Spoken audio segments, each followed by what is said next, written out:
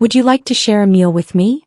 the impoverished black man inquired of the young homeless girl, who had just been ejected from the lavish restaurant. No one anticipated that this simple act of compassion would lead to his own public humiliation and expulsion. Before we delve into this narrative, please let us know your viewing location. We value your insights. The soft, warm radiance from crystal chandeliers shimmered. Each deep red wine glass and every meticulously arranged dish gleamed under the opulent illumination within Leerdan, the city's most exquisite dining establishment. The delicate chime of silver cutlery against fine porcelain harmonized with hushed, refined conversations. Luxury like silken waves permeated the atmosphere. Samuel Johnson, a man in his 40s, was seated there. His hands, calloused from decades of strenuous labor, contrasted with his gaunt yet determined physique. Before him lay a plate of roasted lamb chops with mint sauce. His new shirt, though rough, was impeccably clean. It was the finest garment he had ever touched, instilling in him a peculiar blend of pride and discomfort in such a grand setting. For over 2 decades, Samuel's existence had been a relentless cycle of physical exertion. His days were spent transporting goods, moving immense crates from ships to docks and onto trucks. Nights were consumed by driving delivery routes through the city center. He had sweated on dusty streets beneath a scorching sun or torrential rain. Every meager coin earned felt like a hard-won victory against the unforgiving elements. He had lived a life solely devoted to ceaseless toil, yearning for a modicum of peace. He longed for a small, tangible reward for his arduous years. In Samuel's heart, this meal transcended mere sustenance. It represented a liberation, however brief, from the crushing burden of his daily grind. It was a living testament to his tireless efforts. He savored every fiber of the lamb, every drop of mint sauce as a worthy recompense, a taste of the freedom and comfort he had long desired. He inhaled deeply. The rich aroma of lamb mingled with cool mint filled his lungs, dispelling the stale scent of his daily labor. He slowly lifted his fork, poised to relish the first bite. A tired yet contented smile was about to grace his lips. This was more than just a meal. It was his hard-earned dignity. In stark contrast to the interior's warmth, outside Leerdan's ornate iron gate, the biting night wind swirled around a diminutive figure. Lily, no older than 8, was pale and emaciated. She huddled in a dark, recessed corner, pressed against the cold stone wall. Her face was smudged with grime, her lips chapped and bleeding. Her thin, soiled coat offered scant protection against the bruises on her scrawny arms and legs. Her bare feet were purple from the cold, caked with mud, revealing dried blood from walking on sharp cobblestones. Her dull gray eyes, once vibrant, were now vacant, holding the profoundest fear and despair from 2 weeks of solitary existence on the unforgiving streets. Hunger gnawed at her stomach and the cold tormented her small body. Every muscle ached. She still clutched a small golden owl hairpin in her hand. It was a birthday gift from her mother, the sole remnant of a life once vastly different, a fragile link to a lost past. Lily felt her entire body seize up. The piercing cold penetrated to her bones, rendering her immobile. She could only embrace herself tightly. In her childlike perception, the world beyond the gleaming door was a distant fantasy, a realm of warmth and food belonging to others. She simply yearned for anything to alleviate the gnawing hunger and the cold that was slowly draining her vitality. A side door opened. A waiter emerged, forcefully tossing leftover food into a metal bin. The dry clang resonated harshly in the silent night. Lily, drawn by the scent, cautiously approached, her eyes silently pleading for a shred of mercy, a scrap. The waiter noticed her, his face contorted with revulsion. He snapped, his voice laden with contempt, stamping his foot to shoo her away. "Get out, you filthy urchin. Don't you dare touch anything here. This rich folks' food isn't for dirty brats like you." He even lightly kicked the bin, sending it toppling over, food scattering onto the cold ground. Lily flinched, retreating, hitting the cold wall. Tears no longer came. Only a dull ache remained in her chest, a numbing sensation.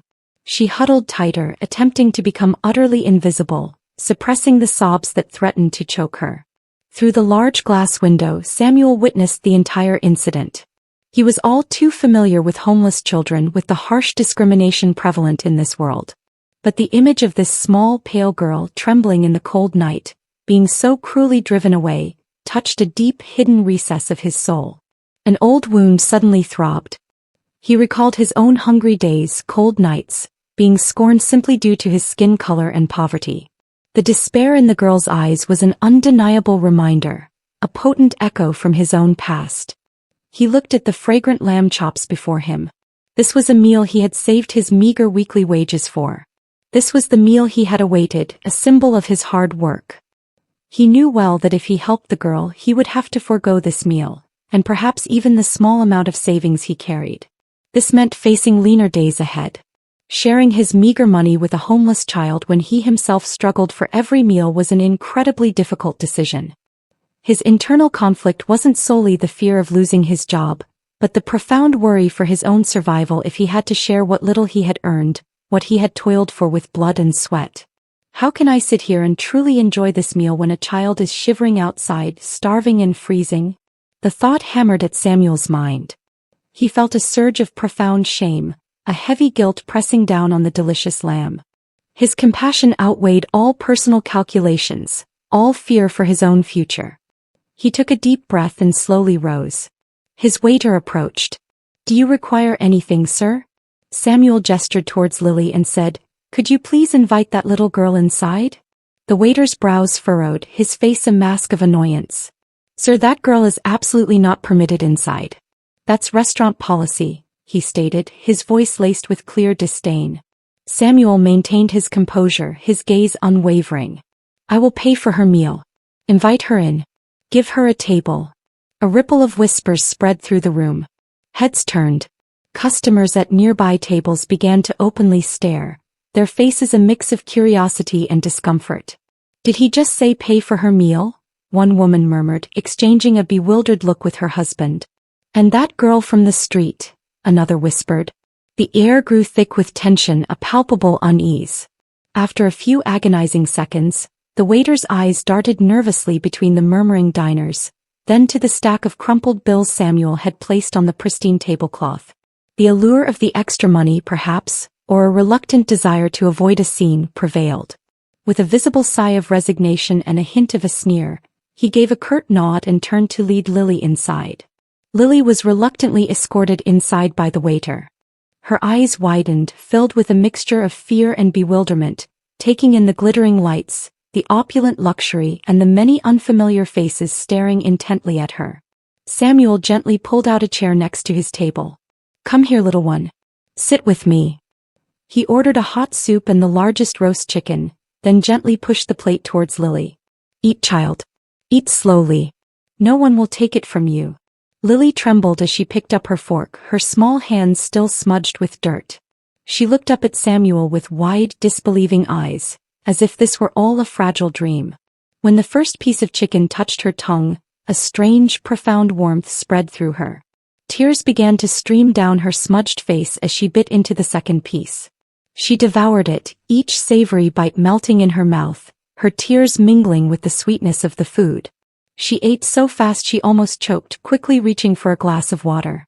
Lily felt a deep, comforting warmth spread from her throat to her stomach, chasing away the gnawing cold and hunger that had tormented her for what felt like an eternity. She couldn't comprehend why this man was so kind to her, but that simple, unexpected act of generosity made her want to weep endlessly. The small golden owl hairpin in her pocket was clutched even tighter, like a protective charm. In that fleeting moment she truly believed that something good still existed in this harsh world. Samuel watched her eat, feeling a quiet warmth spread through his chest. A profound sense of contentment, more satisfying than any meal he could have eaten. He had just picked up his own lamb chops, about to take his first bite, when a sharp, enraged voice abruptly shattered the peaceful moment. Mr. Harrison, the restaurant manager, strode over, his face flushed with furious indignation. He practically snarled, "What in the blazes is going on here? Who allowed this child in? A filthy beggar child is staining this elegant space? Don't you see she's dirtying my carpets? You know, Leardan has strict dress code and hygiene policies." His voice grew progressively louder, echoing through the dining room like a thunderclap, drawing the absolute attention of every single diner. Samuel stood up, attempting to explain, his voice calm despite the rising tension. "Mr. Harrison, she's just a child who was cold and hungry." But the manager cut him off, his voice reaching a shrill, authoritarian pitch. "Silence. You have utterly ruined my customer's dinner. You have disgraced this entire establishment. Get out immediately, both of you. I don't want to see either of you here for another second." The surrounding diners turned to stare openly, their expressions a mix of horrified curiosity, palpable disgust, and outright annoyance. No one, not a single soul, spoke up to defend them. Some patrons looked away, feigning disinterest, while others glared with undisguised contempt. Samuel felt a crushing wave of humiliation and utter helplessness wash over him. He looked at the money he just paid, the untouched fragrant lamb chops, and Lily's utterly terrified face. He clenched his fists, knowing he was completely powerless against this public humiliating assault. Samuel bowed his head, took Lily's hand, and walked out of Leardan, leaving behind the contemptuous stares and the manager's lingering fury. He had lost all the money saved for his special meal without even tasting a single bite. Outside, the biting night wind cut like a knife, chilling him to the bone, mirroring the raw ache in his soul. Lily looked up at him, trembling, her eyes welling with tears. "Uncle Sam, I'm sorry." Samuel offered a gentle smile, a warm expression that somehow chased away the cold. "It's okay, little one. We'll find something even better." He took Lily to a humble pizza shop tucked away in a small alley. Its weak yellow light spilled onto the damp pavement. With the little money he had left, he bought the largest hot cheese pizza available. They sat on a worn-out bench outside, sharing slice after slice. Lily devoured it, each piece melting in her mouth. Tears streamed down her cheeks, not from hunger now, but from overwhelming gratitude and an unfamiliar warmth. For Lily, this pizza wasn't just food.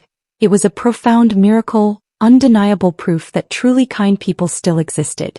Her fear, so pervasive just moments before, receded, replaced by a strange, comforting sense of peace and trust.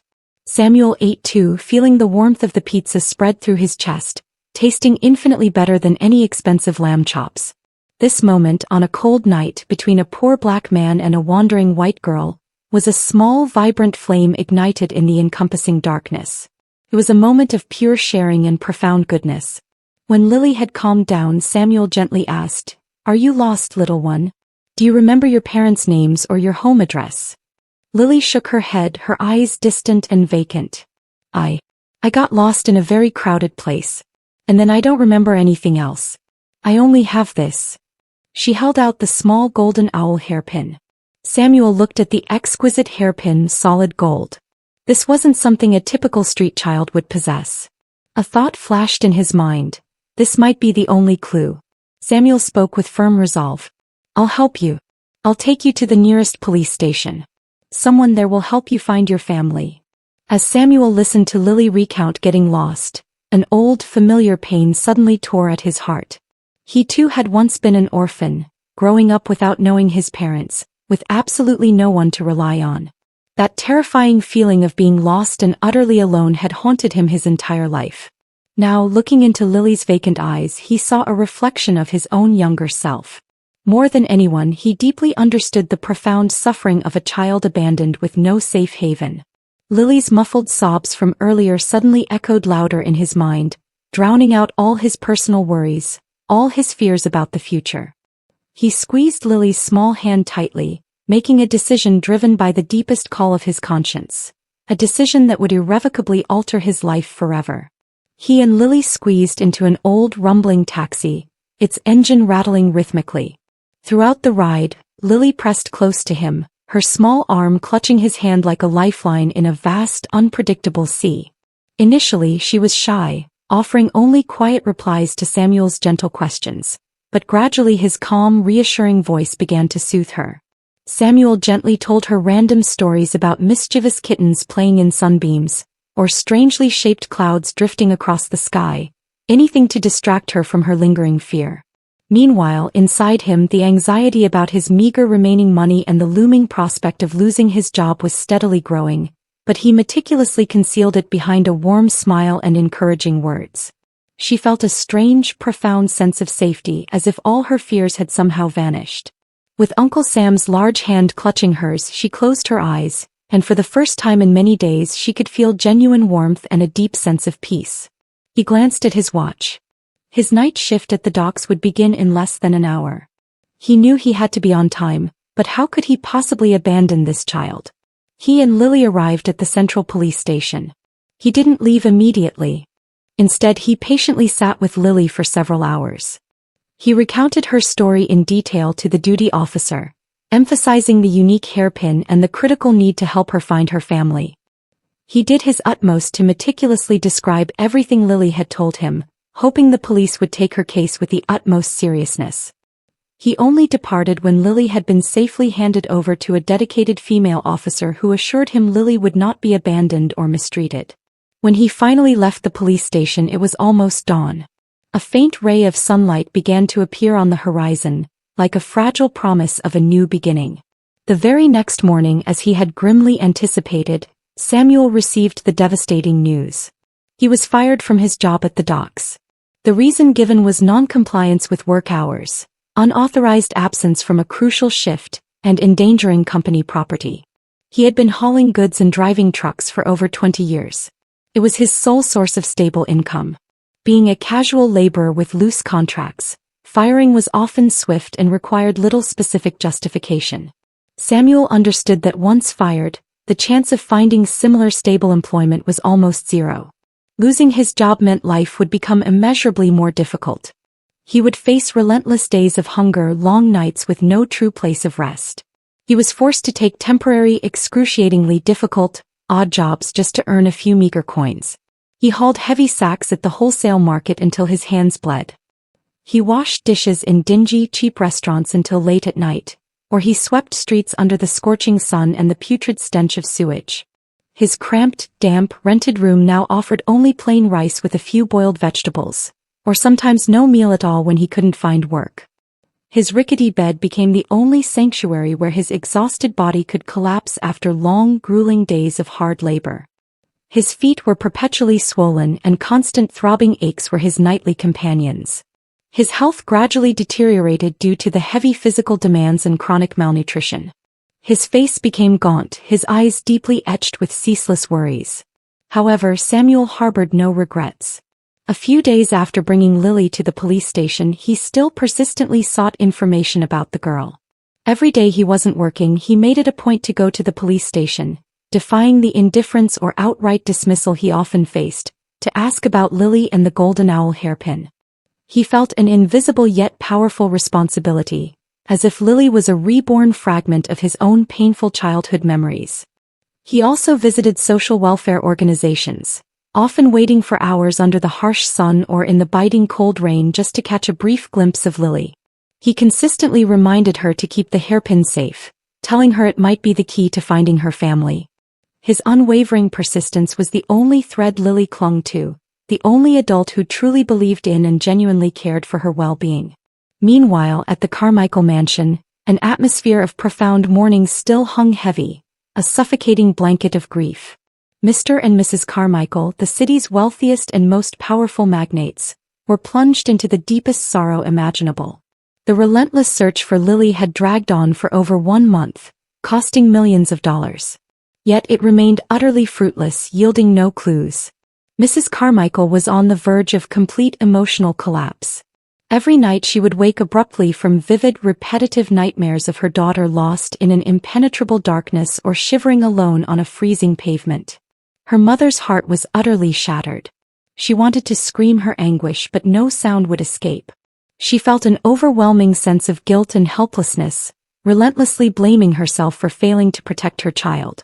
Mr. Carmichael, a man of steel in the ruthless business world, now sat dazed and utterly broken in his sprawling study, piles of fruitless search documents stacked precariously high on his desk.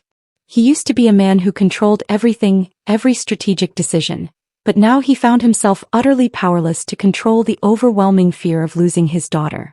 This profound helplessness was the greatest pain he had ever experienced. Every cherished photo of Lily on his desk felt like a sharp dagger twisting deeper into his heart. They had endured countless sleepless nights, living in a constant state of agonizing torment and the terrifying dread that their beloved daughter had vanished forever. One dreary, rain-soaked afternoon as Samuel was bent double, hauling impossibly heavy sacks at the market, his hands raw and bleeding, and his back aching more acutely than ever before, an unexpected phone call dramatically altered both their fates. At the police station, young Officer Sarah, who always possessed a compassionate heart and a rare, unwavering dedication, had witnessed Samuel's tireless persistence on numerous occasions. She was diligently reviewing missing children's files, never losing hope for even the smallest clue. She happened to spot the Carmichael family's missing person notice in an old newspaper. It was Samuel's remarkably detailed descriptions of Lily of the unique hairpin that instantly helped Sarah recognize the astonishing match, a crucial detail many other busy and perhaps indifferent colleagues might have easily overlooked. Hope, which had seemed utterly extinguished, suddenly flared brightly and fiercely in Mr. and Mrs. Carmichael's hearts when they received the call from the police station. That moment for them was as if the entire world suddenly burst into vibrant light again. After what felt like an eternity spent in crushing darkness, their hearts pounded wildly, a frantic, thunderous rhythm in their chests. A dizzying mix of fear and a fragile, desperate hope when they finally saw Lily. A powerful electric current coursed through their bodies, followed by a suffocating, almost painful sense of relief. They burst into overwhelming tears, clutching their daughter tightly, so tightly as if letting go for even a moment would make her vanish once more. All the agonizing pain, the torment, and the profound despair of the past weeks instantly transformed into the most exquisite tears of pure, unadulterated happiness. When Lily's parents arrived to pick her up, they heard the full, incredible story from the police officers and from Lily herself, who kept happily mentioning kind Uncle Sam, who gave her pizza and brought her to a safe place, and his subsequent persistent visits. The Carmichael family, overflowing with boundless gratitude and overwhelming joy at finally finding their child, immediately requested to meet Samuel. The next day, as Samuel finished his arduous work at the market, his tired feet dragging heavily on the familiar road back to his cramped rented room, a sleek, luxurious black car smoothly pulled up beside him. The car door opened and Lily, now clean, warmly dressed, and with eyes no longer fearful but sparkling with unadulterated happiness, burst out and rushed to hug him, tears welling in her eyes. Uncle Sam, I found you." Samuel froze, utterly stunned, his weary eyes filled with disbelief. "Lily, you were found." Mr. Carmichael stepped forward, grasping Samuel's hand firmly, his voice choked with raw emotion, trembling uncontrollably. "Mr. Samuel, no words. Absolutely no words can express our family's gratitude. Lily is everything to us, our entire world, and you brought her back. We heard the full story from her and from the police, and we know you sacrificed your job and relentlessly cared for her during that terrifying time. Please, sir, allow us to repay this profound kindness. We want you to move into a much more comfortable apartment. You will never need to do heavy labor again. We will completely take care of your life. All we ask in return is that you permit Lily to visit occasionally," Mrs. Carmichael added, tears streaming freely down her face as she took Samuel's other hand and squeezed it gently. "Please, Mr. Samuel, please accept. This is the absolute least we can do." These wealthy parents in that moment paid no mind whatsoever to Samuel's humble appearance. Their hearts were overflowing only with profound gratitude and deep respect. The overwhelming joy of finding their daughter had filled every empty space in their souls, making them willing to do anything for the man who had brought light back into their lives. Samuel was profoundly moved by their immense kindness. He looked at Lily, who was still holding his hand tightly, her eyes sparkling with pure happiness. A life of ease, free from worry, something he had never dared to dream of. For a brief, intoxicating moment, the image of a soft, comfortable bed and hot, abundant meals flashed vividly in his mind. A sweet, irresistible temptation. But then another thought suddenly ignited in his mind, burning far more intensely than the allure of a comfortable life. He looked at Lily. She had already endured far too much. For Lily to be truly, unequivocally happy, she needed a normal life, completely unburdened by anything. He absolutely did not want to become an invisible burden, a constant living reminder of the terrible difficulty she had endured, or to inadvertently create any sense of pressure for her to repay him. His gaze became profoundly thoughtful, a strange, unyielding resolve now clear in his eyes. Samuel, a man who had been fiercely independent his entire life, had never once wanted to be a burden or to live off anyone else's generosity. Furthermore, he deeply understood that for Lily to achieve a truly peaceful life, completely untainted by the traumas of the past, she needed to integrate fully and seamlessly into her birth family, free from any lingering emotional ties or perceived obligations to a poor benefactor. He did not want his humble presence or any feeling of indebtedness Lily might harbor to prevent her from living a full, carefree life like any other child. Samuel realized with a heavy heart that for Lily to truly soar, he had to let go. His greatest sacrifice wasn't losing his job, it was giving up the right to be near Lily, relinquishing the comfort he so deserved, sacrificing a part of his own hard-won happiness. A painful yet absolutely necessary separation, a decision forged from the crucible of his own orphaned experience. Samuel took a deep, shaky breath, his voice trembling slightly but imbued with unwavering resolve, each word etched from the very depths of his soul. "I am incredibly grateful for your immense kindness, Mr. and Mrs. Carmichael, but I simply cannot accept that help. Lily has her family now. She needs to grow up in the loving embrace of her real parents, completely unburdened by anything from the past. My continued presence here might inadvertently make her feel pressure to repay me, or constantly remind her of those difficult days she endured. I truly do not want that to happen." He looked directly at Lily, offering a warm but deeply painful smile, his eyes conveying all his profound love and hopeful wishes. "I want you to live the happiest life possible, little one. Please forget those hard days. Live a full, joyful life unencumbered by anything." Mr. Carmichael tried desperately to persuade him, his voice filled with pleading. "But Mr. Samuel, we simply cannot let you walk away like this. You saved our daughter's life." Samuel shook his head, his gaze firm and resolute. "Just knowing Lily is living well, that is the greatest reward for me." He turned back to Mr. and Mrs. Carmichael, his eyes pleading, filled with an undeniable sincerity. "Please, I beg you, promise me this. Take exceptionally good care of Lily, and let her live a carefree, truly happy life. That is all I ask, and it is more than enough." Samuel had made his ultimate sacrifice, unequivocally refusing well-deserved compensation and a life of comfort, solely to ensure Lily's future was entirely free and unburdened. A profoundly selfless act, a monumental testament to a truly great heart that utterly transcended all personal gain. Mr. and Mrs. Carmichael, though immensely bewildered and filled with regret, eventually understood Samuel's noble heart and profound self-respect. They knew he wasn't the kind of person who would live off others or easily accept charity. They reluctantly agreed to his request, but deep in their hearts, they silently made a solemn vow, a sacred commitment they would never ever forget. Using their vast network and immense influence, the Carmichael family discreetly arranged for Samuel to have a significantly better life. He no longer had to endure bitter hunger or soul-crushing cold, nor the back-breaking, health-destroying labor. His life gradually stabilized. He acquired a safe and warm home and had enough food, comforts he didn't realize were favors bestowed from the shadows, as gentle and imperceptible as the passing wind. He simply believed it was due to good fortune or his own unwavering diligence finally being rewarded. A simple yet steadfast conviction. Lily, though still young, never, ever forgot Uncle Sam. While they didn't meet publicly or frequently out of respect for Samuel's wishes, she still sent him crudely drawn letters of owls and small unmarked gifts through a trustworthy intermediary. Lily always gently reminded her parents about Uncle Sam in their conversations, serving as a subtle, constant reminder of the profound kindness that had saved her life. In Samuel's final years, he continued to live a simple, independent life.